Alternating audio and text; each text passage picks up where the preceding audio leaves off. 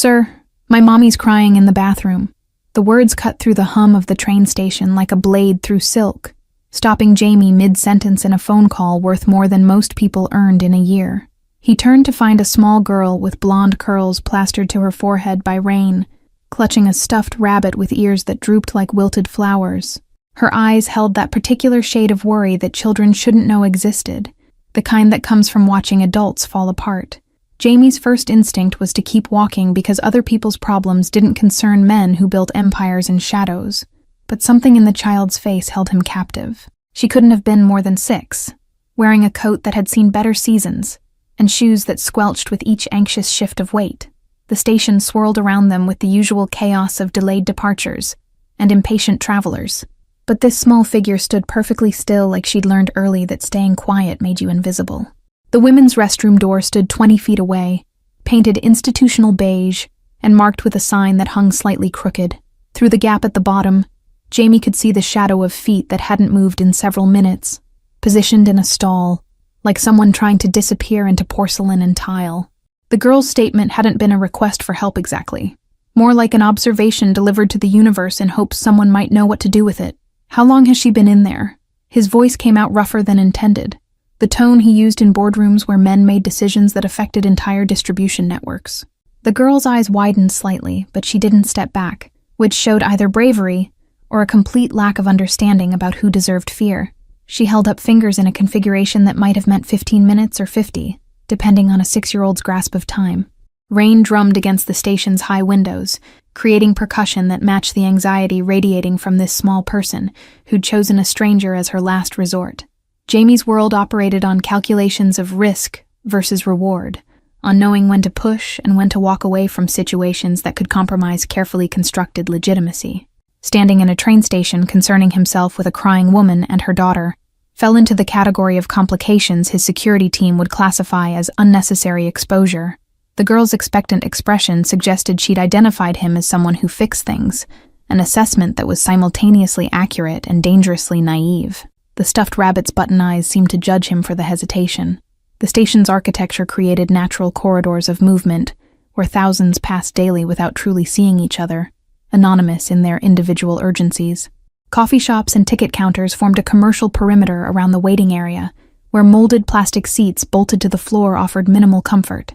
Announcements echoed from speakers that distorted every third word, creating a constant backdrop of almost information. The bathroom where the girl's mother hid became the epicenter of a small crisis playing out beneath everyone's notice. Jamie's expensive shoes made no sound on the polished floor as he moved closer. Through the gap under the door, he could now hear what the child must have been listening to, for however long she'd been standing guard. Quiet crying, the kind that came from someone trying desperately not to make noise, broken occasionally by hitched breathing that suggested the person had been at it a while. The girl shifted beside him, small fingers now twisted in the hem of her wet coat. She'd stopped looking at Jamie and fixed her gaze on the bathroom door like force of will might change what was happening behind it. Her shoes left small puddles on the tile that caught fluorescent light in rippling patterns. "My name is Bethany," she offered suddenly, the introduction formal in a way that suggested someone had taught her manners mattered even in disasters. "We came for Mommy's interview, but it went wrong somehow, and now we can't go home because the tickets cost money we don't have anymore." The information spilled out in that unfiltered way children delivered truths that adults learned to wrap in euphemism. She hugged the rabbit tighter, its damp fur leaving a wet patch on her coat. The simplicity of her explanation contained layers of catastrophe that Jamie's mind automatically calculated into scenarios of missed rent and empty refrigerators. His phone buzzed twice in his pocket, messages from people whose patience had limits that didn't account for bathroom emergencies in train stations. The legitimate side of his business empire required constant attention, careful separation from activities that happened in warehouses after dark. The crying stopped abruptly, replaced by the sound of running water and paper towels being pulled from a dispenser in aggressive quantities. Someone was composing themselves, gathering pieces back together before facing the world that waited outside a bathroom stall. Jamie stepped back from the door, some instinct suggesting the woman inside wouldn't appreciate an audience for her emergence. Bethany remained rooted in place, small sentinel refusing to abandon her post. The station's crowds flowed around them like water around stones. A man in a business suit rushed past carrying 3 shopping bags and the stress of someone running late. Two teenagers laughed at something on a phone screen, their joy creating sharp contrast to the tension concentrated near the bathroom door. The normalcy of everyone else's day made this small crisis feel both insignificant and monumentally important, depending on which perspective mattered more. When the door finally opened, the woman who stepped out bore little resemblance to whatever image Jamie had constructed from crying sounds and a child's worried face. She was young, blonde hair pulled back in a bun that had started neat hours ago, but now listed to one side. Her eyes were red, but her spine was straight, jaw set in a line that spoke of determination, fighting a losing battle with reality. She took in Jamie's presence with a flicker of confusion, before her gaze dropped to Bethany, and something in her expression cracked just slightly before resetting to careful blankness. Her clothes were clean but worn, professional in a way that spoke of careful preservation rather than regular replacement. A purse hung from her shoulder, the leather cracked at the corners from years of use. She touched Bethany's head with a tenderness that made something uncomfortable shift in Jamie's chest. "Baby, I asked you to wait by the chairs." Her voice carried the hoarse quality of recent tears, but the tone was gentle, corrective without anger. She didn't acknowledge Jamie directly, which suggested either she assumed Bethany had approached him or was too far into survival mode to care about social niceties. The woman's hands trembled slightly as she smoothed Bethany's wet curls, a gesture that seemed more about grounding herself than fixing the child's appearance. He seemed like someone who helps people. Bethany's logic was sound, if dangerously optimistic about human nature. The woman's eyes finally met Jamie's properly, and in that moment he watched her make rapid calculations about what his expensive suit and confident stance meant for her situation. She saw wealth, possibly opportunity, probably danger of a different kind than the immediate crisis she was navigating. Her chin lifted in a defensive gesture that protected dignity, even when circumstances had stripped away almost everything else. "I apologize for my daughter bothering you." The words came out formal, a script for maintaining propriety when the world was actively falling apart. She reached for Bethany's hand with clear intention to remove them both from this embarrassing tableau. Jamie noticed the absence of a wedding ring, the calluses on her palms that suggested work that wasn't behind a desk. Her eyes held exhaustion that went deeper than one bad day, the kind that accumulated from months of fighting battles that never quite ended. She wasn't a bother. Jamie's response came automatically, though he was already calculating what helping might look like and why he was even considering it. The woman's jaw tightened at his tone, some instinct correctly identifying the kind of man who could make things happen with a phone call, but whose help always came with invisible price tags. She was preparing to refuse whatever he might offer, pride maintaining structure when everything else threatened collapse. Bethany looked between them with the confusion of someone too young to understand the complicated dance of adult pride and desperation. The waiting area held the kind of furniture designed to be uncomfortable enough that people didn't linger longer than necessary. Molded plastic and institutional gray that squeaked against damp clothing. Terry guided Bethany toward an empty section near the ticket counter, her movements careful like someone conserving energy for a marathon that kept extending its distance. Jamie followed at a distance that could be interpreted as coincidental rather than deliberate, though nothing he did happened by accident. The woman's shoulders remained rigid with awareness of his presence behind them. Bethany climbed onto a seat that made her legs swing freely, the stuffed rabbit positioned carefully in her lap. Her mother remained standing, one hand on the back of the child's chair, the other clutching her purse like it contained something more valuable than whatever was actually inside. The ticket counter sat 30 feet away, destination boards above it displaying departure times that might as well have been written in a foreign language for all the good they did. Terry's eyes tracked the information with the expression of someone watching ships sail away from a shore they couldn't reach. "We should have enough for the bus if we wait until tomorrow," Terry said quietly to Bethany, the statement clearly meant to reassure the child but landing hollow in the space between them. "We can stay here tonight, and in the morning we'll get home and everything will be fine." The lie was gentle, constructed from a mother's desperation to shield her daughter from the full weight of their situation. Bethany nodded, but her grip on the rabbit suggested she understood more than the words were designed to reveal. Jamie maintained his position near a coffee kiosk, close enough to observe but far enough to avoid crowding them. His phone continued its persistent buzzing with messages from associates who expected immediate responses to questions about shipping schedules and border crossing timing. The legitimate import business he'd built as cover for less legal activities demanded constant attention, a carefully constructed facade that required as much work as the empire it concealed. He typed responses with one hand, while watching Terry open her purse with movements that looked like stealing oneself before checking a wound. The contents of her wallet told a story more clearly than any explanation could. She pulled out a handful of change, counting coins with the focus of someone hoping mathematics might suddenly work differently. Her lips moved in silent calculation, fingers sorting quarters from dimes with the precision of someone accustomed to making every cent matter. When she finished counting, her hand closed around the money, and her eyes shut for just a moment, a brief surrender to disappointment before forcing them open again. Bethany had started humming something tuneless, the way children filled silence when adults forgot to maintain the comforting illusion that everything was under control. Her feet kicked in rhythm with the sound, shoes still damp from the rain that had soaked them before they'd even entered the station. Terry's hand moved to still the motion automatically, then withdrew as if remembering this wasn't the moment to correct harmless fidgeting. The exhaustion in her face had layers, the immediate crisis sitting atop deeper weariness that suggested this was just the latest in a long series of impossible situations.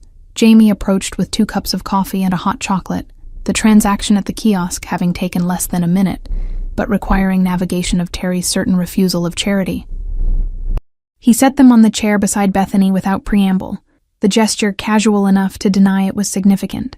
Terry's eyes narrowed at the cups, her body language shifting from defeated to defensive in the space of a heartbeat. Her mouth opened to refuse before she'd even processed what was being offered, pride triggering faster than gratitude could form. "I didn't order these." Her tone made it a statement of fact, rather than a question. Clarity that this wasn't confusion, but rejection. She didn't reach for the coffee, even though her hand had unconsciously moved toward it before stopping. Bethany looked at the hot chocolate with longing that she tried to hide by focusing intensely on her rabbit's drooping ears. The steam rising from the cups created small clouds in the air-conditioned space, visual reminder of warmth being offered and refused. They made extras by mistake. Jamie's lie was smooth, delivered with the confidence of someone accustomed to making people believe convenient fictions. The kiosk worker asked if I'd take them rather than waste them. "I don't drink chocolate." He directed the last part at Bethany, who glanced at her mother with a question in her eyes. Terry's jaw worked like she was chewing on words too sharp to spit out in front of her daughter. The silence stretched uncomfortable, while Terry calculated how accepting drinks translated to accepting obligation. Her pride had architecture, weight-bearing walls that held up her sense of self when circumstances stripped away everything else.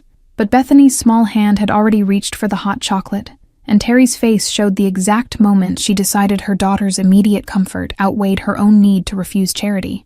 Her shoulders dropped incrementally, surrender masquerading as acceptance. "Thank you." The words came out tight, extracted rather than offered freely. She took one of the coffees but didn't drink it, just held the cup like its warmth was the actual gift, rather than the contents. Jamie noticed her hands wrapped around the paper cup with an intensity that suggested she was using the heat to remind herself she could still feel something other than panic. Bethany sipped her chocolate, leaving a foam mustache that made her look even younger than 6. The ticket counter closed its second window, reducing service with the efficient indifference of an organization operating on schedules that didn't account for human emergency. The line that had been 6 people deep minutes ago dwindled to 3. Travelers purchasing their escape from this transitional space to wherever they had the resources to go. Terry watched the transactions with an expression that transformed longing into something harder. Acceptance that some doors closed simply because you stood on the wrong side of them. "The interview didn't go badly," Terry said suddenly, the statement directed at no one in particular or perhaps at herself. "I answered everything correctly. My references were solid. My experience matched what they needed." She paused, taking a breath that shook slightly. They just decided to go with someone internal, save them relocation costs. The explanation came out flat, recitation of facts that added up to doors closing despite doing everything right. Bethany had chocolate on her chin now, focused entirely on the sweetness in her cup, with the beautiful singularity of childhood attention. Terry pulled a napkin from her purse and wiped the child's face with automatic gentleness, the gesture so practiced it happened without conscious thought. Jamie recognized the interview story for what it was. Not an invitation for sympathy, but a defense against the assumption that failure resulted from inadequacy rather than circumstances. She was establishing she'd done everything right, that poverty wasn't a moral failure, but a mathematical problem without solution. What kind of work? Jamie's question was strategic. opening the conversation to possibilities without making offers that would trigger her defensive pride. He already knew the answer would reveal education and skills, that this wasn't a woman who lacked capability, but one whom fortune had simply stopped favoring. Terry's eyes met his with that calculating expression again, weighing whether engaging meant inviting help she'd have to refuse. Executive administration, she answered finally, the title carrying weight of a career that existed in past tense. I managed schedules, communications, logistics for a VP-level executive before the company downsized. 6 years of experience, proficiency in 3 software systems, organizational skills that kept a department running smoothly. The recitation was professional, practiced from job applications and interviews that had led nowhere. Her voice carried no bitterness, just tired factuality about skills that should have mattered, but somehow didn't translate to security. Jamie processed the information through the lens of his legitimate business operations. Import companies required complex coordination, documentation that satisfied customs officials, scheduling that accounted for international shipping variables. His current assistant handled basic tasks adequately, but lacked sophistication for expansion he'd been planning. The position Terry described matched needs he'd been ignoring because finding trustworthy people who didn't ask questions about certain shipments proved challenging. I run an import business.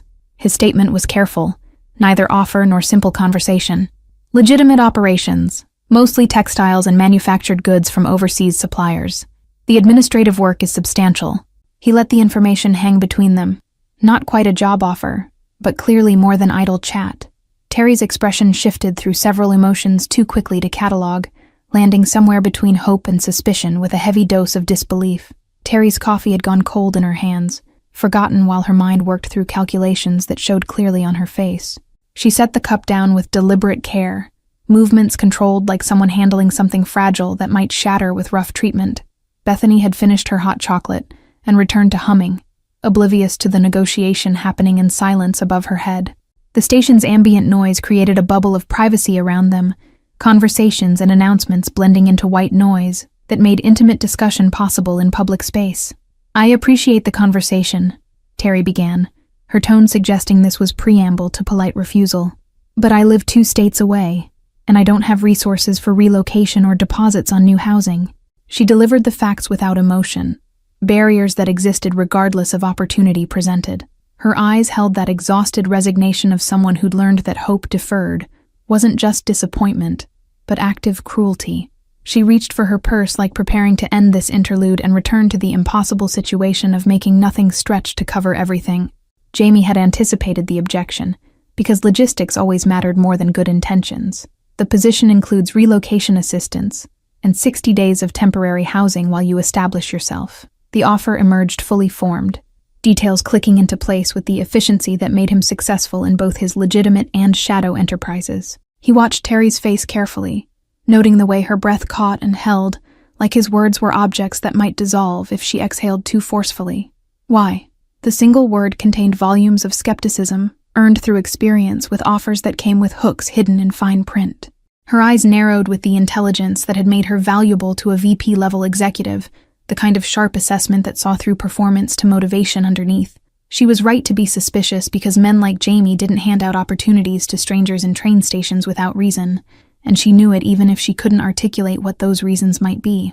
Jamie considered his answer carefully, because truth had more variations than most people acknowledged.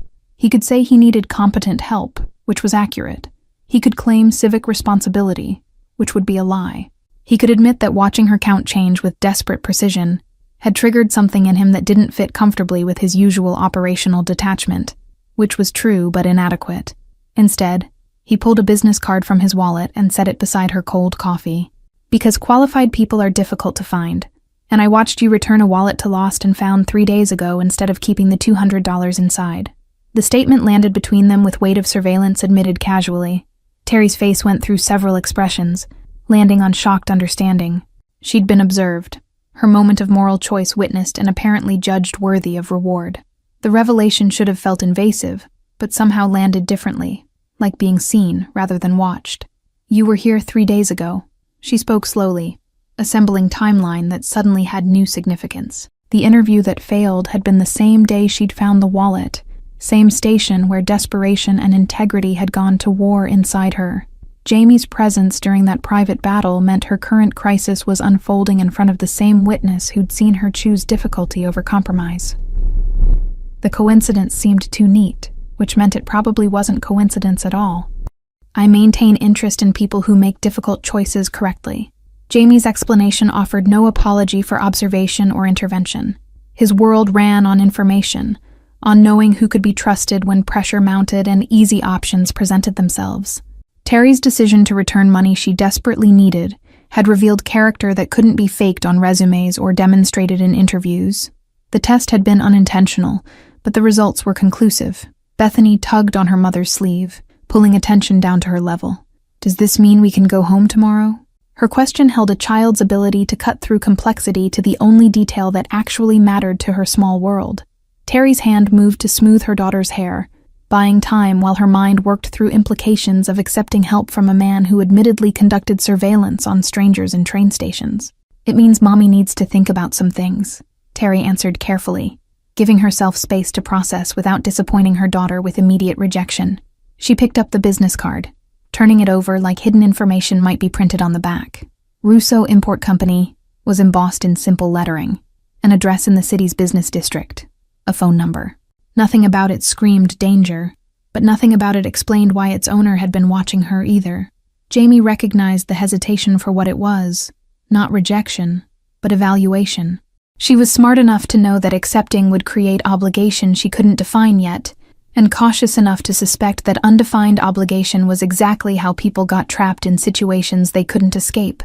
Her fingers traced the raised lettering on the card, while her eyes stayed fixed on his face, searching for tells that might reveal what this offer would actually cost. "The position is real," he said, addressing the suspicion he could see forming. "The work is legitimate administrative coordination, nothing that would compromise you legally or morally. You'd have your own apartment, separate from any obligation to me personally." The clarification was necessary, because he could see her mind going to places where powerful men helped desperate women, with expectations that had nothing to do with filing systems. Her shoulders relaxed incrementally at the boundaries he drew. "I'd need references from your previous employer, standard background check, 2-week trial period to ensure the position fits both our needs." Jamie continued building structure around the offer, transforming it from charity into transaction with clear parameters. Business terms created safety that generosity couldn't, rules that protected both parties from the messy complications of gratitude and obligation. Terry's expression shifted again, calculation replacing wariness as she processed the proposal through professional rather than desperate lens. The ticket counter's final window closed, metal grate sliding down with finality that declared this space closed for business until morning. Terry's eyes tracked the movement, visible reminder that her current options were narrowing toward sleeping in plastic chairs, while Bethany asked innocent questions about whether people lived in train stations. The choice Jamie offered wasn't between good and bad, but between uncertain risk and certain impossibility. "I'd want the offer in writing," Terry said finally, her voice steadier than it had been since emerging from the bathroom.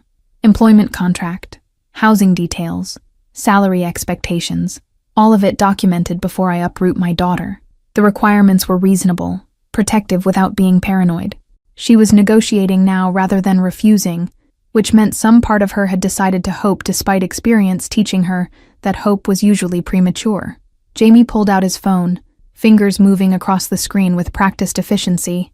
"I'll have my attorney draft everything tonight and email it within 3 hours. You can review it, consult with anyone you want, take 48 hours to decide."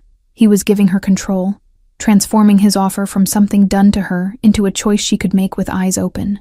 The distinction mattered more than the actual opportunity. Terry nodded slowly, then seemed to remember something. "I don't have email access until I get home." The admission came reluctantly, revealing another layer of how thoroughly circumstances had stripped away conveniences others took for granted. Her phone was probably a basic model without data plan, budget cut to essentials that didn't include internet connectivity. Jamie noticed she didn't apologize for the limitation, just stated it as fact requiring accommodation. "Write down your address. I'll have the documents couriered to you by tomorrow afternoon." Jamie handed her his phone, notes app open for her information. She hesitated only briefly before typing, the action somehow momentous despite its simplicity. By giving him her address, She was allowing this connection to extend beyond the anonymous space of the train station into her actual life. The gesture required trust she had no rational basis for extending. Bethany had fallen asleep against her mother's side, the stuffed rabbit clutched loosely in her arms. Her face had gone soft with the absolute relaxation only children achieved, trust that adults would handle the complications while she rested. Terry's hand moved unconsciously to cup her daughter's head, protective gesture that happened without thought. When she looked up at Jamie, something in her expression had shifted from defensive suspicion to cautious possibility, like someone considering that maybe the universe wasn't entirely composed of closed doors. The courier arrived at Terry's apartment building on a Tuesday afternoon, a professional in a pressed uniform carrying an envelope that felt heavier than paper should. She signed for it with hands that trembled slightly, the action making real what had felt dreamlike in the fluorescent unreality of the train station. Bethany pressed against her side, trying to see what the important-looking package contained. The courier drove away in a vehicle too clean for their neighborhood, leaving Terry standing in a hallway that smelled of old cooking and deferred maintenance. Inside the envelope were documents formatted with the precision of expensive legal counsel, each clause numbered and explained in language that managed to be both technical and clear. The employment contract offered a salary that was generous without being suspicious, benefits that included health insurance and retirement matching. Housing assistance came with specific addresses of 3 apartment options, all in neighborhoods Terry had researched online at the library and knew were safe, clean, places where Bethany could play outside without constant supervision.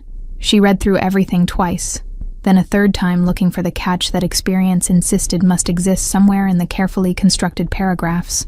Men with resources didn't help women with nothing unless they wanted something specific in return, and she'd learned to identify those transactions before they trapped her. But the contract was airtight in its professionalism, boundaries drawn clearly around work hours and responsibilities that had nothing to do with personal availability. The reference check authorization made her stomach clench, because her former employer had been sympathetic, but clear that budget cuts meant her position was eliminated, not her performance questioned. She'd left on good terms, but couldn't shake the fear that somehow that wouldn't translate into the recommendation that might determine whether Bethany slept in a real bed next month. Her pen hovered over the signature line, while she calculated risk versus continuing the exhausting mathematics of poverty. Bethany had spread her drawing supplies across the kitchen table, coloring with the intense focus she applied to anything that let her create. The crayons were worn to nubs, some colors missing entirely from a set that had been budget priced to begin with. She was drawing a house with flowers in front, a sun in the corner, 2 stick figures holding hands with a smaller figure between them. The image was achingly normal, a child's vision of stability that Terry hadn't been able to provide. "Is that our new house?" Terry asked, watching her daughter add yellow to the sun with careful strokes. Bethany nodded without looking up, adding a tree with a swing that showed optimism Terry couldn't afford to share completely. The drawing represented hope that came easily to children, but felt dangerous to adults who knew how quickly situations could collapse. Still, Terry picked up the pen and signed the documents before caution could override desperation. The phone call to Jamie's office connected her to an assistant whose voice carried the efficient warmth of someone trained to make strangers feel attended to without actual intimacy. She confirmed receipt of the signed contracts, mentioned that housing options would be available for viewing this weekend if Terry could make the trip. The assistant's tone suggested this was routine, just another hiring process rather than a life raft thrown to someone drowning in circumstances beyond control. Jamie had included train tickets in the envelope, round-trip passage for 2 with a departure time that gave Terry 3 days to pack a life that barely filled 4 suitcases. The gesture solved the immediate transportation problem while creating new anxiety about what came after these tickets, whether this rescue would prove temporary or transform into the stability she'd been chasing for 2 years. She held the tickets like they might dissolve if she acknowledged them too directly. Her landlord accepted notice with the indifference of someone accustomed to tenants who came and went, according to economic tides they couldn't control. The apartment had never been home exactly, just a space they occupied between better circumstances and worse possibilities. Packing revealed how little they actually owned, how much of life could be reduced to essentials when choice was removed from the equation. Bethany's toys fit in a single box, her clothes in a small suitcase that had belonged to Terry's mother. The train ride north happened in a blur of landscape that transformed from familiar to foreign as miles accumulated. Bethany pressed her face against the window, narrating observations about cows and barns and trees that all looked the same to Terry's anxious eyes. The tickets Jamie had sent were for seats with actual cushioning, not the hard benches of economy travel. Small comfort that somehow made the unreality of the situation more pronounced. The apartment options were in a building with security doors and mailboxes that locked, hallways that smelled like cleaning products instead of resignation. The superintendent showed them 3 units with the practiced efficiency of someone who conducted these tours daily, pointing out features like they were selling rather than simply presenting. Terry chose the smallest option, unable to justify taking more space than they needed, even when someone else was paying for it. "You start Monday," the assistant informed her during a brief meeting in an office with windows that overlooked the business district's morning rush. "The first 2 weeks will be orientation, learning our systems and processes. Mr. Russo handles certain aspects of the business personally and requires discretion regarding his schedule and contacts." The phrasing was careful, suggesting layers to the operation that weren't her concern, but existed nonetheless. The weekend before her start date, Terry unpacked their belongings into an apartment that felt surreal in its stability. The refrigerator hummed with efficient newness. The locks on the door actually required keys that worked smoothly. Bethany claimed the smaller bedroom with joy that made Terry's chest ache, hanging her few drawings on walls that would accept tape without landlords threatening security deposit deductions. Normal felt foreign after so long making do with precarious. Sunday night she couldn't sleep, lying in a bed that didn't squeak with every movement, and staring at a ceiling that didn't have water stains mapping previous tenants' disasters. The contract sat on her nightstand, proof that this wasn't imagination or desperate fantasy. She'd given her address to a man she didn't know, signed documents that bound her to employment she didn't fully understand, uprooted her daughter based on nothing more substantial than a returned wallet and a stranger's attention. But Bethany slept soundly in the next room for the first time in months, her breathing even and undisturbed by her mother's anxiety spiraling in the darkness. That peace was worth the risk, worth whatever complications might emerge from accepting help from someone whose eyes had assessed her with an intensity that suggested he saw more than the surface circumstances. Terry closed her eyes and tried to believe that sometimes strangers intervened without ulterior motives, that charity could exist without strings attached. The thought didn't quite convince her, but exhaustion eventually overrode suspicion and pulled her into sleep that came in fits and starts. Morning would bring the reality of whatever she'd actually agreed to, the reveal of what working for Jamie Russo truly entailed. For now, she existed in the space between desperation and possibility, hoping that this time the door she'd walked through didn't lock behind her. Her alarm went off at 6, jarring her from dreams that had been anxious jumbles of train stations and locked bathrooms and documents she couldn't read. She dressed in clothes she'd carefully preserved for interviews, professional armor that had stopped feeling protective after so many rejections. The mirror showed a woman who looked composed, if you didn't notice the tension in her jaw or the way her hands couldn't stay still. Bethany woke cheerful, excited about her new school that started the same day as Terry's job. The synchronicity felt planned, another detail that Jamie or his efficient assistant had arranged to remove obstacles before Terry could articulate them. The care in that planning should have been comforting, but instead felt like evidence of resources and attention that came from somewhere, cost something she hadn't calculated yet. The office building stood among others in the business district, its exterior unremarkable except for the subtle security measures Terry noticed, only because she was looking for them. Cameras positioned at angles that covered entrances without being obvious, a reception desk staffed by someone whose attention tracked everyone who entered with professional assessment disguised as courtesy. She gave her name and watched recognition register immediately, like she'd been expected, prepared for, briefed about. Jamie's assistant met her in the lobby, a woman in her 40s named Patricia, who managed to convey both warmth and boundaries in her handshake. "Mr. Russo is in meetings until 10, so I'll handle your orientation this morning." She led Terry to an elevator that required a key card for certain floors, explaining security protocols with the casual efficiency of someone who'd given this speech before. The building hummed with the activity of legitimate commerce, people conducting business that left paper trails and satisfied regulators. Her office was small but had a window, a desk with a computer that looked recent, rather than salvaged from previous generations of technology. Patricia handed her a badge with her photo already printed, benefits paperwork that had been partially completed with information from her contract. "You'll handle administrative coordination for 3 departments: logistics, customs compliance, and vendor relations. Mr. Russo oversees all 3, but needs someone who can manage the daily details that keep everything running smoothly." The work itself was exactly what Terry had done before, just scaled larger, and with international complications that domestic operations hadn't required. She spent the morning learning software systems that were intuitive enough she'd be proficient within days. Patricia introduced her to department heads who welcomed her with the cautious politeness of people uncertain whether she was temporary help or someone with the boss's ear.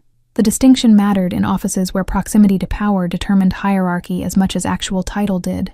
Jamie appeared just before lunch, entering the administrative area with the quiet confidence of someone who owned not just the company, but the space itself. People's posture changed when he was present, becoming more focused, more careful with their words. He stopped at Terry's desk, his attention complete in a way that made her understand why people would follow his direction, without questioning whether they should. Settling in. The question was casual, but his eyes assessed her for signs of regret or discomfort. Patricia's been thorough. Terry kept her response professional, not quite warm but not defensive either. She was aware of eyes watching this interaction, colleagues calculating what her connection to Jamie might mean for office dynamics. He seemed to notice the attention too, nodding once before moving to his own office without prolonging the moment. The brevity felt intentional, establishing distance that would let her build credibility, separate from however she'd been hired. Lunch was at her desk because she didn't know the social dynamics yet, didn't want to navigate cafeteria politics on her first day. She'd packed a sandwich in the morning, budget habits persisting even though her salary meant she could afford the cafe downstairs. Patricia stopped by with coffee, sitting on the edge of Terry's desk with the familiarity of someone establishing mentorship. "He doesn't usually take such personal interest in hiring," she said carefully, not quite asking but clearly curious. "I was in the right place when he needed someone." Terry's response was truthful enough without inviting more questions. She appreciated that Patricia let it rest there, accepting the non-explanation with the wisdom of someone who'd worked for Jamie long enough to know some things weren't her business. The conversation shifted to safer topics. Which departments had the most urgent needs, who could be trusted to provide accurate information, versus who required verification of everything they claimed. The afternoon brought her first direct interaction with Jamie's schedule, a request that she coordinate a meeting between 3 vendors whose time zones made simultaneous availability challenging. She worked through the puzzle methodically, finding a window that minimized inconvenience for everyone involved. When she sent the final calendar invitations, Jamie appeared at her desk again, this time with a document that needed formatting for a presentation. "Can you have this ready by 4? The task was simple, but the deadline was tight, requiring focus that didn't allow for second-guessing or perfectionist revision. Terry formatted the document with the efficiency of someone who'd spent years making executives look prepared for meetings they'd barely reviewed materials for. She delivered it at 3:45, the extra 15 minutes a buffer that proved unnecessary but felt professional. Jamie scanned through it quickly, nodded approval, then surprised her by asking if Bethany had settled into her new school. The personal question in the middle of a work interaction caught Terry off guard, though she tried not to show it. She drew pictures of her classroom all evening. Apparently they have actual art supplies, not just broken crayons. The response came out before she could make it more formal, a glimpse of the exhausted relief she'd been carrying about her daughter finally having access to resources that should have been basic, but had felt like luxury. Something shifted in Jamie's expression, too quick to interpret, but present nonetheless. Kids shouldn't have to make do with broken things. The statement was simple but landed heavy, suggesting he understood more about their previous circumstances than the bare facts she'd provided in her application.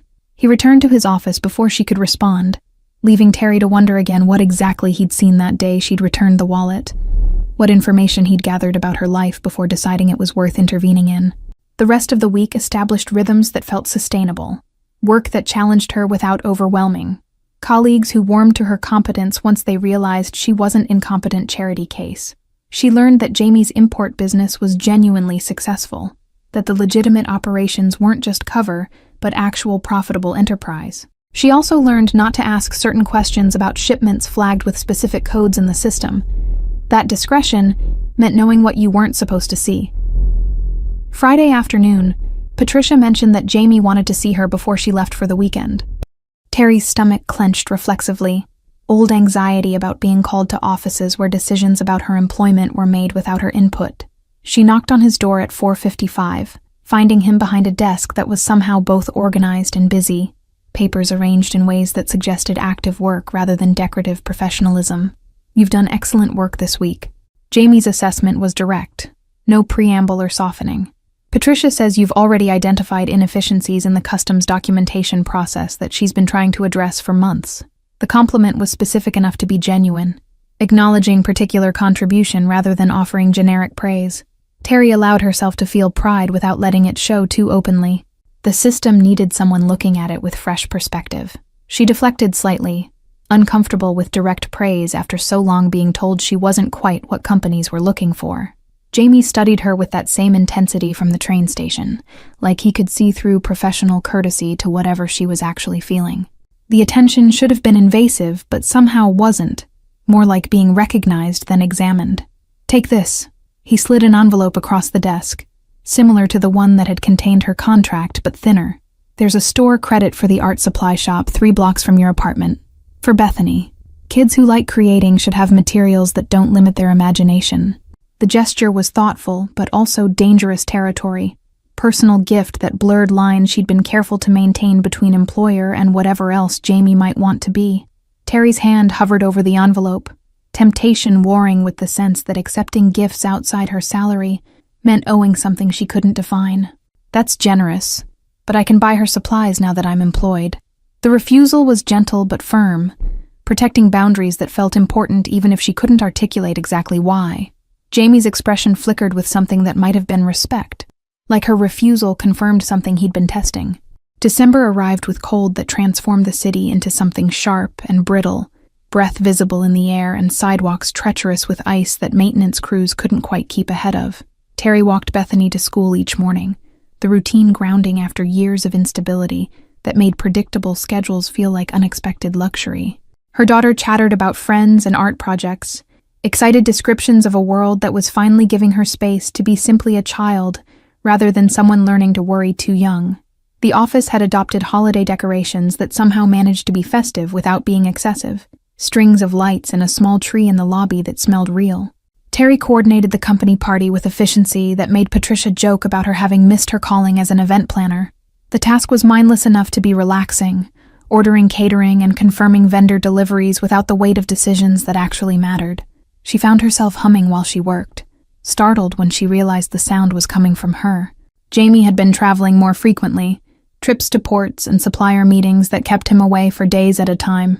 His absence somehow made the office feel less tense, people relaxing incrementally when they weren't being observed by someone who noticed everything. But Terry found she missed his presence in ways she didn't examine too closely. The way he'd stop by her desk with questions that were really just excuses to check how she was managing. The attention had started feeling less like surveillance, and more like someone ensuring she wasn't drowning. Late one evening, when she'd stayed to finish formatting a presentation for Jamie's morning meeting, she found him in the office kitchen making coffee with the concentration most people reserved for complex tasks. The break room was small, their proximity unavoidable in a way the open office layout usually prevented. "You don't need to stay this late," he said, without looking up, pouring water into the machine with careful measurement.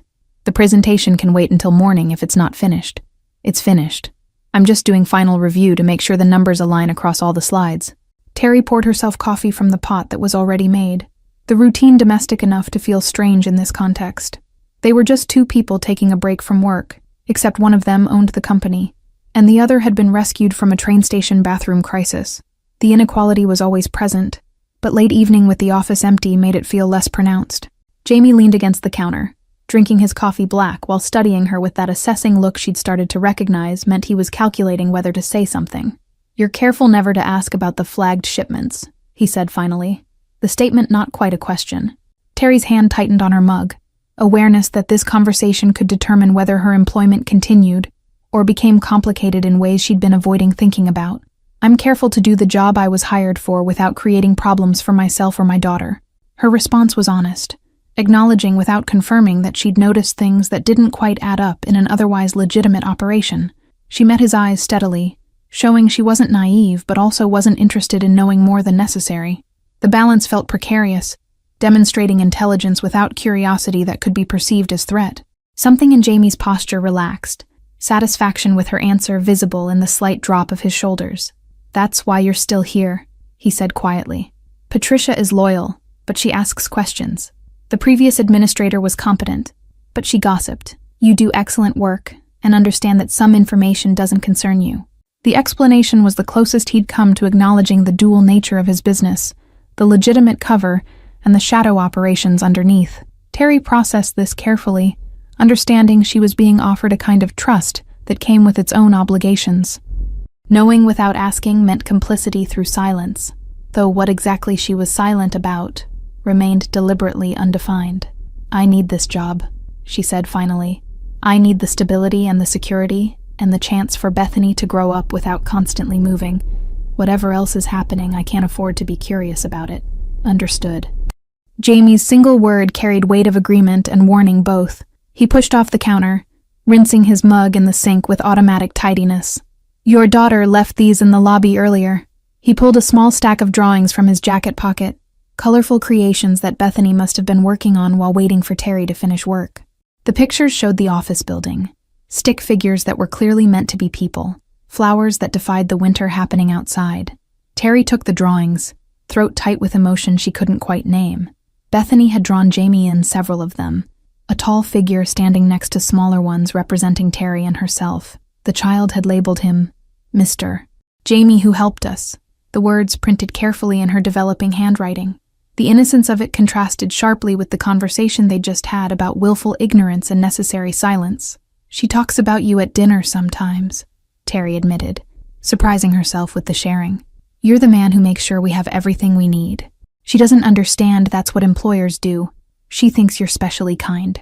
The distinction mattered because Bethany's interpretation transformed business transaction into personal care, a narrative that was both true and dangerously incomplete. Jamie studied the drawing where Bethany had put the three of them together, something unreadable crossing his face. "Maybe she's not wrong," he said quietly. So soft Terry almost didn't hear it. Then he was moving toward his office, the moment broken, before it could develop into something that would require response. Terry stood in the break room holding her daughter's artwork, trying to understand what had just shifted between them. The weekend brought the first real snow, the kind that transformed the city into something beautiful before it became inconvenient. Terry and Bethany built a snowman in the small courtyard of their apartment building, their daughter's laughter bright against the muffled quiet that snow created. Other families emerged for the same purpose, kids throwing snowballs and parents drinking coffee from thermoses. Normal life happening all around them, the kind of normal Terry had thought might be permanently out of reach. Monday morning found flowers on her desk, a small arrangement in winter colors, with a card that said simply, "For making the chaos manageable, J.R." Patricia raised an eyebrow when she saw them but didn't comment, though her expression suggested she was revising her understanding of whatever dynamic existed between Terry and their employer. The flowers felt significant in ways that had nothing to do with their monetary value, acknowledgement that rippled through the office in glances and whispered speculation. Terry left them on her desk without comment, refusing to feed the gossip by either hiding or explaining them. She did her work with the same competence she'd brought since her first day, coordinating schedules and managing communications with efficiency that made her indispensable. If people wanted to speculate about her relationship with Jamie, she couldn't control that. But she could control her own behavior, maintaining professionalism that gave them nothing concrete to discuss. Jamie himself seemed unconcerned with office gossip, his interactions with Terry remaining professional with occasional glimpses of something warmer that she'd started to recognize as genuine care rather than obligation. He asked about Bethany's school play, remembered that Terry's birthday passed without fanfare, and arranged for the office to surprise her with cake. Small gestures that added up to attention that went beyond employer responsibility into territory that felt personal. The holiday party happened on a Friday evening, the office transformed with catering and music that made the space feel festive rather than corporate. Terry had dressed carefully, professional, but acknowledging this was celebration rather than standard workday. She'd helped Bethany with homework before Patricia's teenage daughter arrived to babysit, the arrangement another thoughtful detail that removed obstacles before Terry had to navigate them. Jamie found her near the food table, holding a glass of wine she'd been sipping slowly. "You clean up nice," he said, the compliment casual but his eyes doing that assessment thing that made her aware of herself in ways she'd been avoiding. She'd worn a dress she'd found at a consignment shop, deep blue that flattered without being obvious. His approval registered as warmth that spread through her chest, dangerous pleasure in being noticed by someone whose attention she'd told herself was purely professional. The new year arrived with the kind of cold that made walking outside feel like a personal attack, wind cutting through layers of clothing with vindictive precision. Terry had settled into rhythms that felt sustainable, Mornings with Bethany that were peaceful rather than rushed, work that challenged without overwhelming, evenings where she could actually relax instead of calculating how to stretch resources through another week. The stability still felt fragile, like something that might dissolve if she acknowledged it too directly, but it was becoming harder to remember the constant anxiety that had defined her previous existence. Jamie had returned from a trip to the port cities looking tired in a way that had nothing to do with jet lag, tension in his shoulders that suggested complications in the parts of his business she deliberately didn't ask about. He'd been shorter with people all week, impatient with delays and errors that normally he'd handle with controlled calm. Terry had learned to read his moods through small signs, the way his jaw tightened when problems escalated beyond simple solutions, how his responses became clipped when stress mounted past his ability to compartmentalize it effectively. Thursday afternoon brought a visitor that changed the office atmosphere immediately, a man in an expensive suit whose presence made everyone suddenly very busy with tasks that kept them at their desks. He walked past reception without checking in, moving through the space with the entitlement of someone who didn't need permission. Terry watched him disappear into Jamie's office, the door closing with a firmness that suggested privacy was non-negotiable. Patricia appeared at Terry's desk moments later, her expression carefully neutral in a way that communicated warning. "Marcus Ventano," Patricia said quietly, the name delivered like it should mean something. "He and Jamie have business history that predates the import company. If he comes out and speaks to you, be polite but don't engage beyond basic courtesy." The instruction was clear, even though the reasoning remained deliberately vague. Terry nodded understanding, returning her attention to her computer screen while remaining hyper-aware of the closed door and whatever conversation was happening behind it. The voices that eventually emerged from Jamie's office were controlled but heated, the kind of argument that happened between people who knew each other well enough to dispense with pretense. Terry couldn't make out words, but the tone was unmistakable, disagreement that had history and weight behind it. Other employees had found reasons to be elsewhere, the open office area suddenly sparse with people who'd decided afternoon meetings or early departures were necessary. Only Terry remained at her desk, because leaving felt more conspicuous than staying. When the door opened, Marcus emerged first, his expression dark with anger that he was making minimal effort to conceal. His eyes swept the office and landed on Terry with an assessment that felt invasive, cataloging her presence and making calculations she didn't want to understand. "So this is the new one," he said, not to Terry, but to Jamie, who'd followed him out. The phrasing suggested she was one in a series, a replacement for previous people who'd occupied her role, and apparently left under circumstances that made Marcus skeptical. "Terry handles administrative coordination." Jamie's voice was flat, professional distance that drew clear lines around what Marcus was entitled to know. "She's not involved in anything beyond legitimate operations."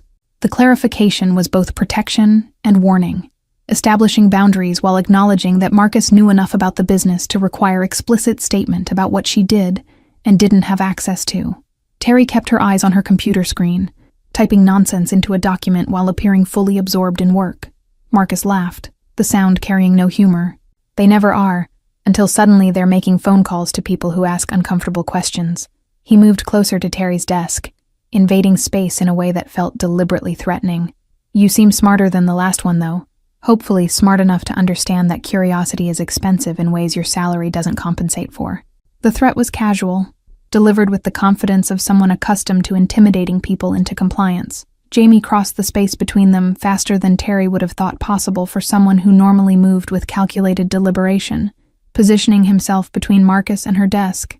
"She's under my protection," he said quietly, the words somehow more threatening for their lack of volume.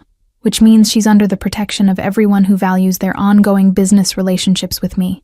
Make sure that's clearly understood by anyone who might be confused about it." The statement was directed at Marcus, but felt like it extended to larger networks of people Terry had no knowledge of. The tension stretched thin enough to snap, before Marcus stepped back, hands raised in mock surrender. "Always so territorial about your employees," he said, amusement cutting through the anger. "One of these days that's going to create complications you can't control." He left without further conversation, his departure somehow making the office feel larger, as if his presence had compressed the available space. Jamie remained standing, his back to Terry, while he visibly worked to control whatever emotion Marcus had triggered. Terry's hands had stopped their fake typing, frozen above the keyboard while her mind processed what had just happened. The interaction had revealed layers to Jamie's world that she'd successfully avoided thinking about. Confirmation that the shadow operations she pretended not to notice involved people who made threats in broad daylight. Protection sounded good, until you had to consider what you needed protection from. What kind of danger proximity to Jamie invited into her carefully rebuilt life? Take the rest of the day.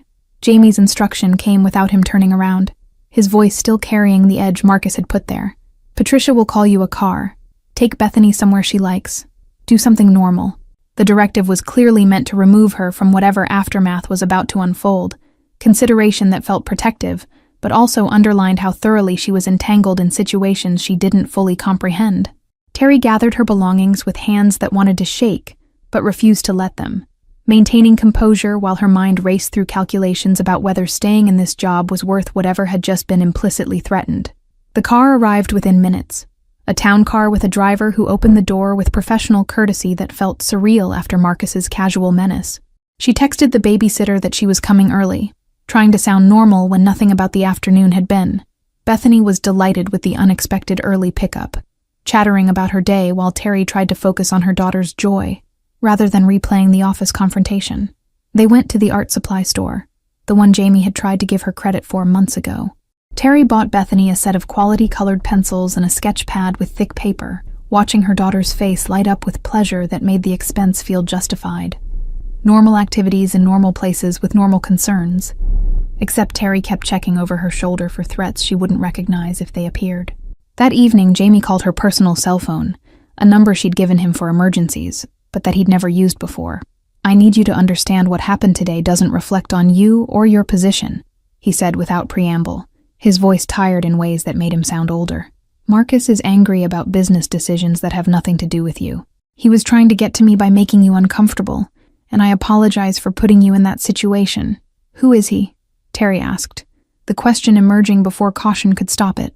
Silence stretched across the connection, Jamie clearly deciding how much truth to offer versus how much ignorance might protect her. She could hear him breathing, could picture him calculating the same risk-benefit analysis she'd watched him perform in countless business decisions. The pause extended long enough that she thought he might not answer at all.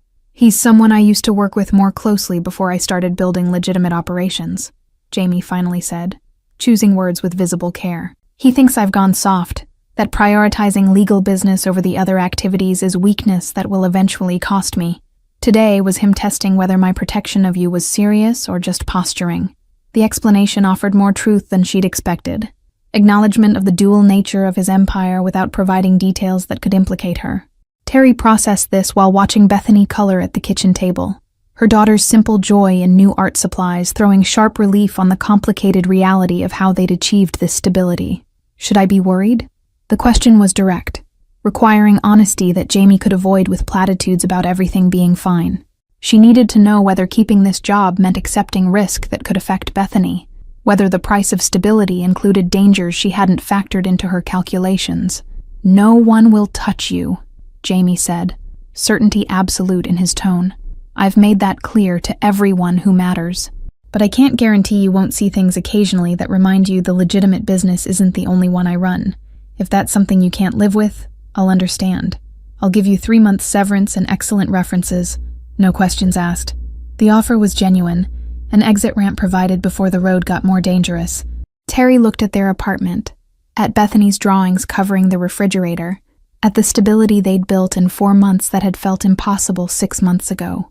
"I don't want to leave," she said quietly, making a choice that felt both necessary and potentially reckless. "I just need to know the boundaries, what I should do if something like today happens again." The statement was acceptance with conditions, acknowledgement that she was choosing to stay, despite understanding more clearly what that meant. February brought the kind of gray weather that made the city feel perpetually damp, rain that wasn't quite snow, and cold that seeped into bones despite layers of clothing.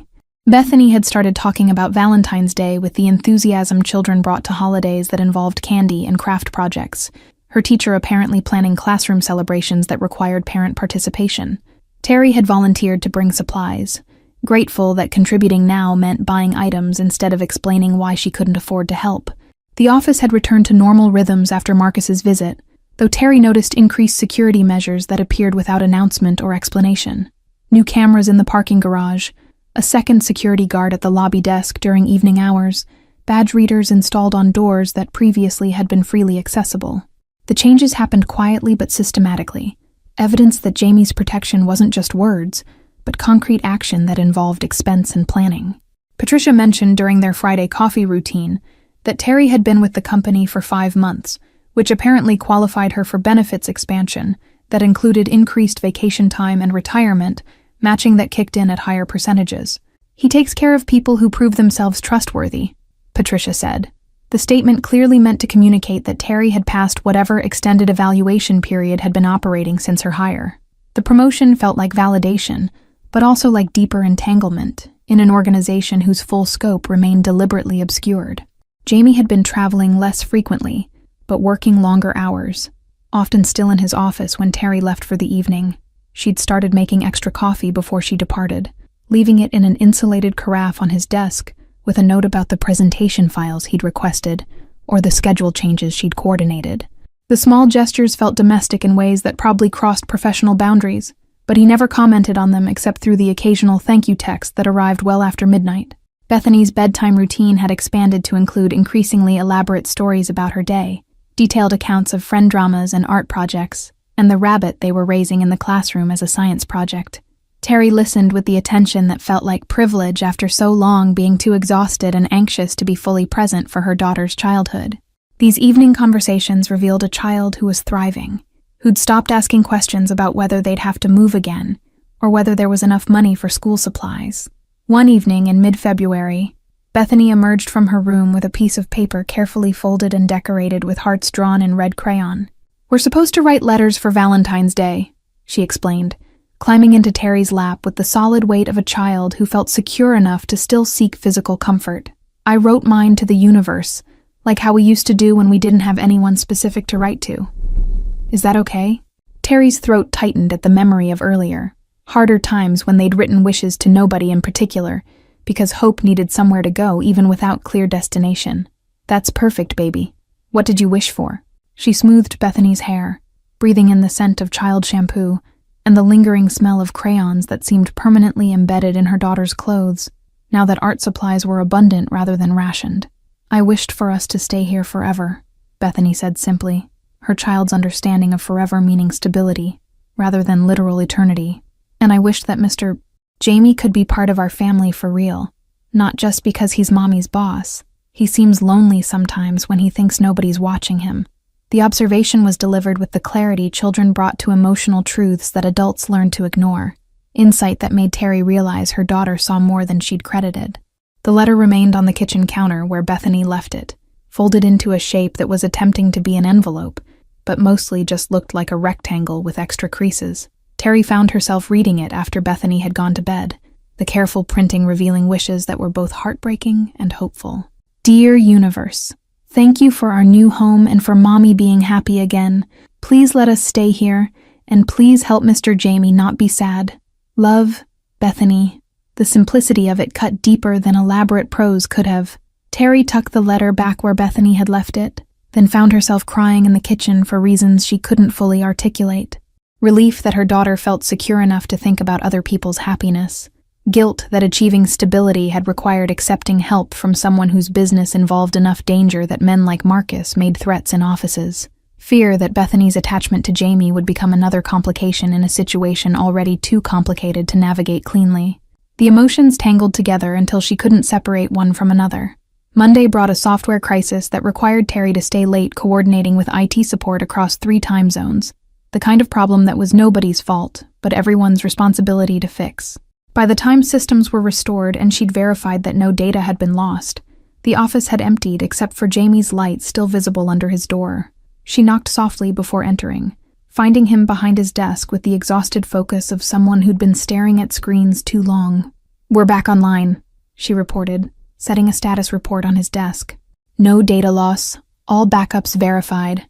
Systems should be stable through the morning." The technical details were what he needed to know, facts that let him move forward with whatever decisions depended on operational capacity. He nodded thanks, but didn't look up, attention still fixed on whatever document consumed his focus. Terry turned to leave, then made a decision that felt risky, but necessary. "Bethany wrote you a Valentine," she said, the statement stopping him mid-sentence in whatever he was reading.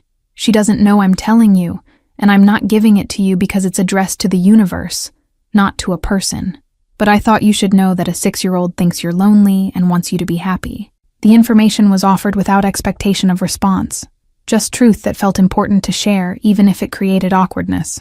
Jamie's expression did something complicated, emotions crossing his face too quickly to catalog before settling into something that looked like surprised vulnerability. "I am lonely," he said quietly, the admission seeming to surprise him as much as it surprised Terry. "I built all of this, the legitimate business and the other operations, thinking power and control would be enough. Then you and Bethany showed up in a train station and somehow a 6-year-old sees through everything I've carefully constructed." The honesty hung between them, more intimate than anything physical could have been because it was truth without armor. Terry found herself moving closer to his desk, drawn by the same instinct that had made her return a wallet when she desperately needed the money inside. "She also wished we could stay here forever," Terry offered, giving him Bethany's other wish, because it felt like information he deserved. "Which I think means she feels safe for the first time in a long time. That's because of you." "It's because of you," Jamie corrected, standing and moving around the desk to lean against it, closer to where Terry stood. "You're the one who chose dignity over desperation, who makes her feel secure, who turned this job into stability instead of just another temporary situation. I just opened a door. You walked through it and built something worth keeping." The compliment was specific, acknowledging her agency in their changed circumstances, rather than positioning himself as sole architect of their rescue.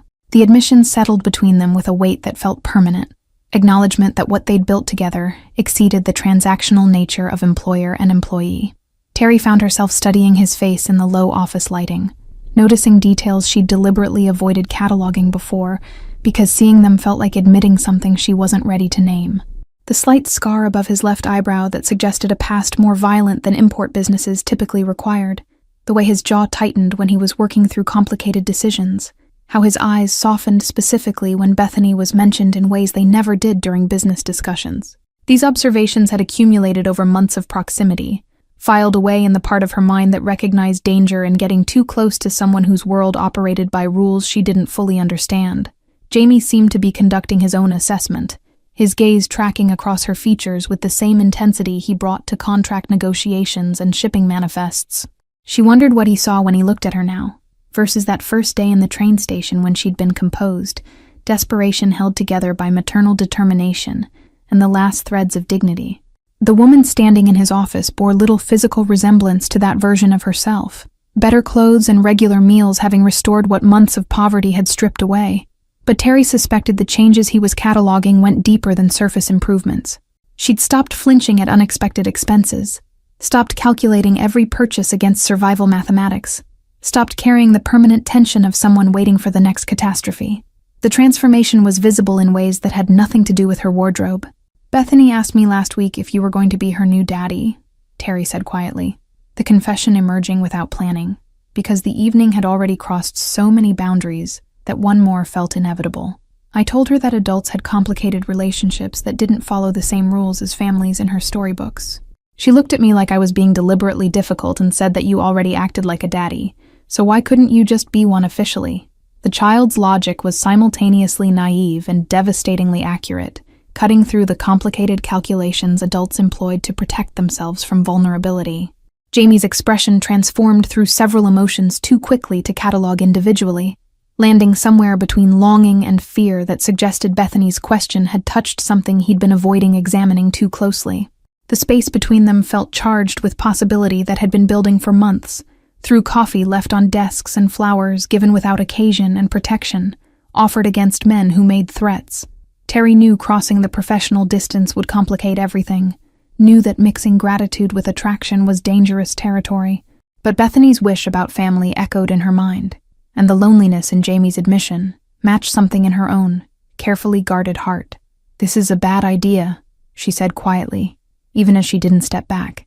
Jamie's mouth curved in something that wasn't quite a smile, acknowledgement that she was probably right. "Terrible idea," he agreed, his voice dropping lower. "You work for me. You depend on me for your stability. Power dynamics are completely inappropriate." The cataloging of reasons this shouldn't happen was thorough, professional distance reasserting itself through verbal acknowledgement of all the problems. But neither of them moved away, the space between them holding tension that felt inevitable, despite all the logical reasons to maintain boundaries. The office was empty, the city dark beyond the windows, and for once the complications of their situation felt less important than the simple fact that two lonely people had found something unexpected in each other. Terry's breath caught when Jamie's hand lifted toward her face, pausing before contact like seeking permission. The knock on the office door shattered the moment with the efficiency of cold water, both of them stepping back as security guard appeared with the end-of-night building check. "Just making sure you're locked up when you leave, Mr. Russo," the guard said, pretending not to notice the tension he'd interrupted.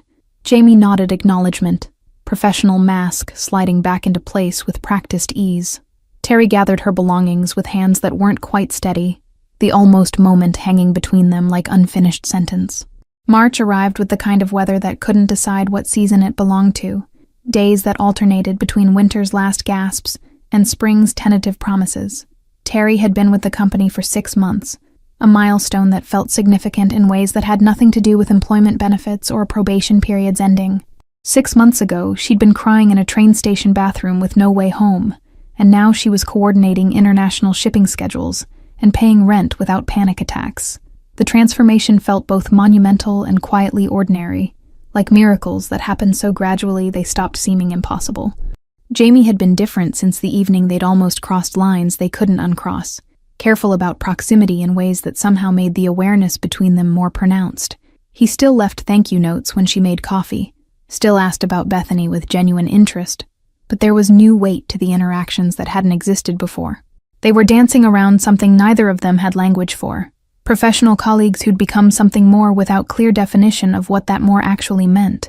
The company secured a new contract with suppliers in Southeast Asia, expansion that required hiring additional staff and restructuring departments to handle increased volume.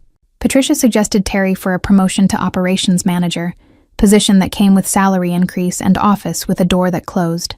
The opportunity was legitimate merit-based advancement, but Terry couldn't help wondering if Jamie had influenced the decision.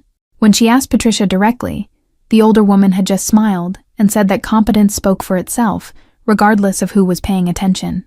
Bethany's school scheduled parent-teacher conferences on a Wednesday afternoon, requiring Terry to leave work early for the first time since starting her position. She'd mentioned it to Jamie in passing during their morning schedule review, not requesting permission, but informing him of the absence. He'd nodded acknowledgement, then surprised her an hour later by asking if she'd mind if he attended the conference with her. As a friend who's interested in her progress, he clarified, giving her space to refuse without awkwardness. The question should have felt like overstepping, inappropriate blurring of boundaries between employer and employee, but Terry found herself agreeing before fully processing the implications. Bethany had been asking when she could show Mr. Jamie her artwork displayed in the school hallway, when he might have time to see the rabbit their class was raising.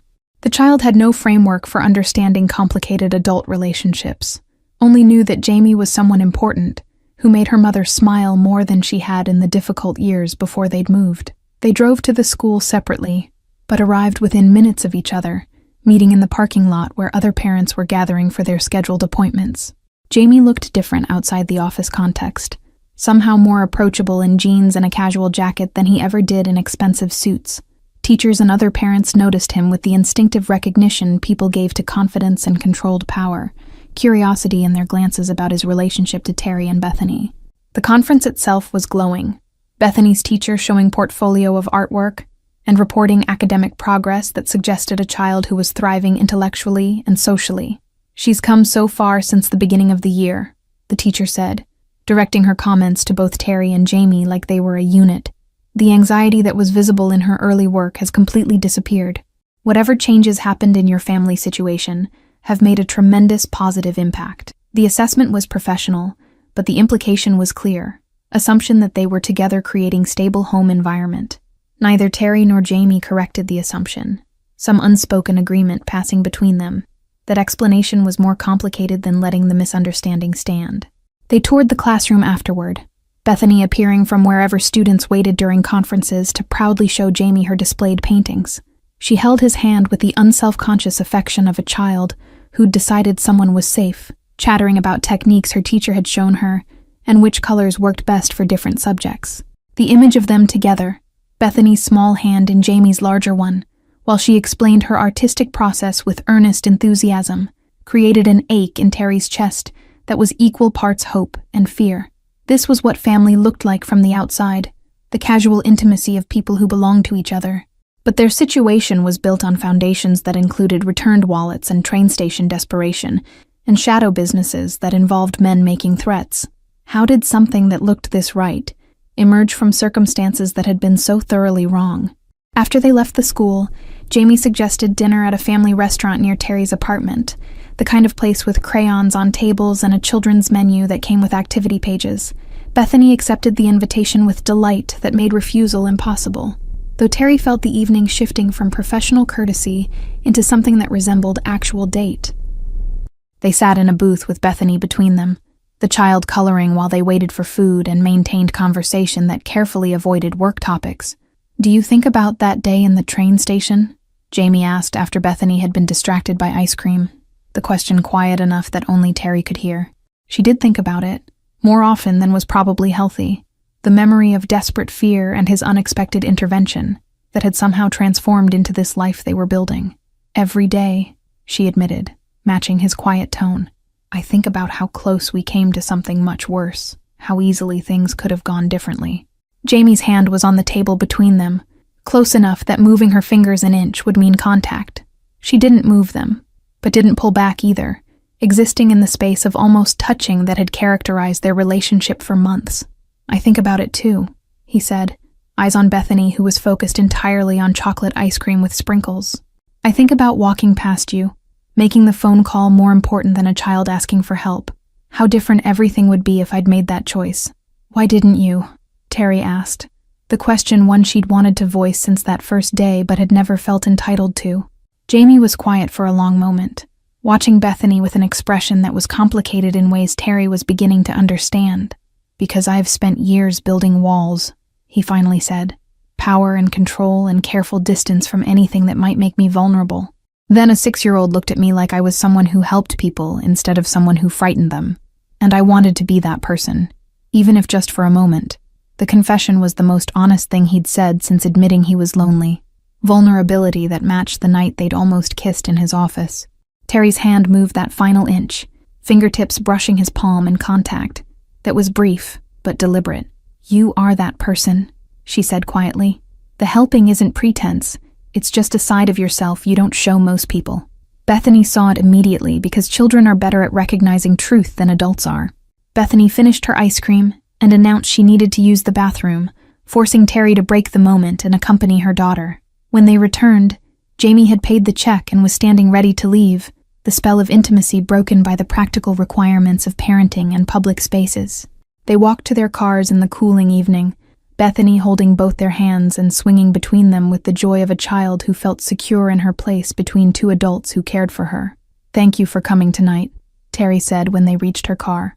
Bethany already buckled in her booster seat and fighting to keep her eyes open. Jamie stood close enough that she could see the gold flecks in his eyes, details she'd noticed in his office but felt more significant in the casual intimacy of a restaurant parking lot. "Thank you for letting me," he responded, the simple statement carrying weight of gratitude for inclusion in moments that weren't his by right, but had been offered as gift. The drive home was short, Bethany falling asleep before they'd traveled 3 blocks.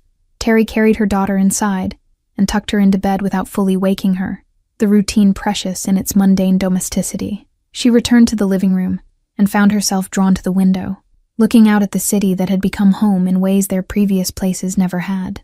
Her phone buzzed with a text from Jamie, simple message that said, "Tonight felt like family. Thank you for that."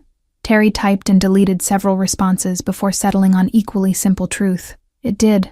That scares me and makes me happy in equal measure." His response came immediately, just a single word: "Same." She smiled at her phone like a teenager instead of a single mother navigating complicated feelings about her employer who'd rescued her from a bathroom crisis and somehow become essential to her daughter's happiness and her own carefully guarded heart. The following weeks brought a subtle shift in their interactions, boundaries remaining professional at work, but something acknowledged between them, now that hadn't been explicitly named before. They were building towards something neither of them fully understood yet, family forming not through traditional structures, but through choice and consistency, and shared investment in a child's well-being. Jamie started appearing more regularly for school events, helping with homework at Terry's apartment while she cooked dinner, reading bedtime stories when he stayed late enough that Bethany caught him before sleep. One Saturday in early April, Jamie suggested an outing to the art museum, space he thought Bethany would enjoy given her obvious talent and enthusiasm for creating. They spent hours wandering galleries, Bethany asking endless questions about techniques and colors, while Jamie demonstrated surprising knowledge about artistic movements and historical context. Terry watched them discuss a Monet with serious concentration, her daughter and this man who'd become essential to their lives, and felt something shift in her chest toward recognition of what was actually happening. The museum cafe where they stopped for lunch occupied a glass-walled space overlooking a sculpture garden, spring finally asserting itself through green shoots and early blooms that transformed winter's barrenness into promise. Bethany had insisted on sitting between them again, a positioning choice she made consistently now, as if physically placing herself at the center of their relationship would somehow make it more permanent. She was sketching in a small notebook Jamie had bought her at the museum gift shop, replicating from memory a painting they'd seen earlier with a concentration that made her tongue stick out slightly in focus. The image she was creating bore little technical resemblance to the original, but captured its emotional essence with the instinctive understanding children brought to art before formal training taught them limitation. Jamie watched Bethany draw with an expression Terry had learned to recognize as him processing emotions he didn't have vocabulary for, the careful control that governed his business dealings dissolving into something more vulnerable when confronted with a child's unself-conscious affection. He'd told Terry once during a late evening conversation that he'd never planned for family, that his world had seemed too complicated and dangerous to invite innocence into it, but that calculus had shifted so gradually he hadn't noticed until Bethany had wrapped herself around his life with the tenacity of someone who'd decided he was hers to keep. The admission had been offered without expectation of response, just truth shared in the darkness of an office after everyone else had gone home.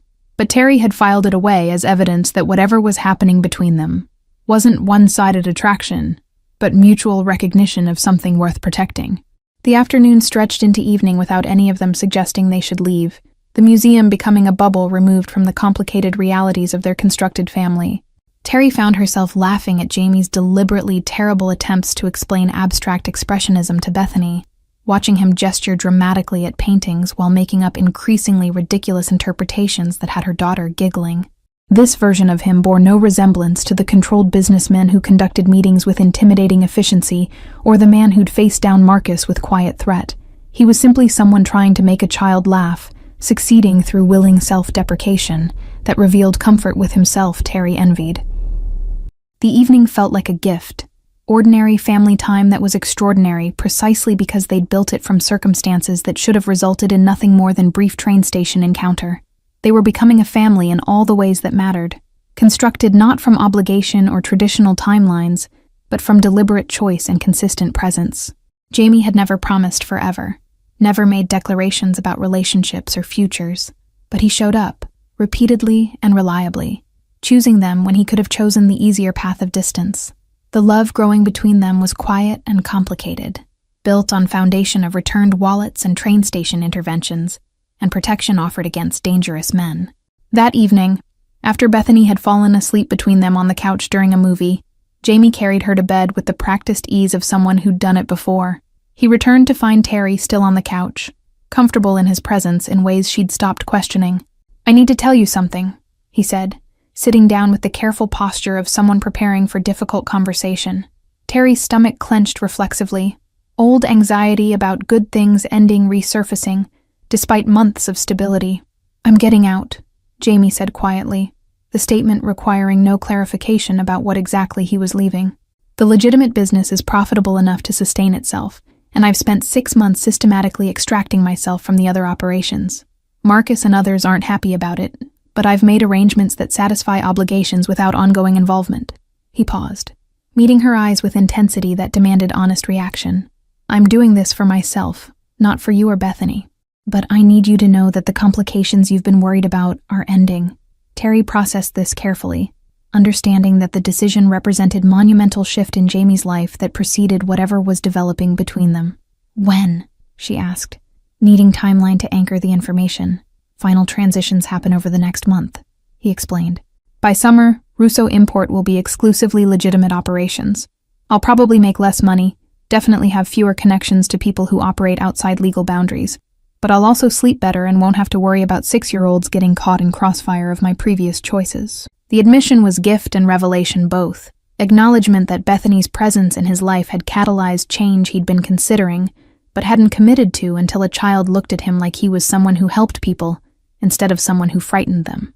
Terry felt tears building behind her eyes, emotion that was relief and gratitude, and something deeper that she wasn't ready to name yet. "That must be terrifying," she said, honoring the magnitude of what he was giving up.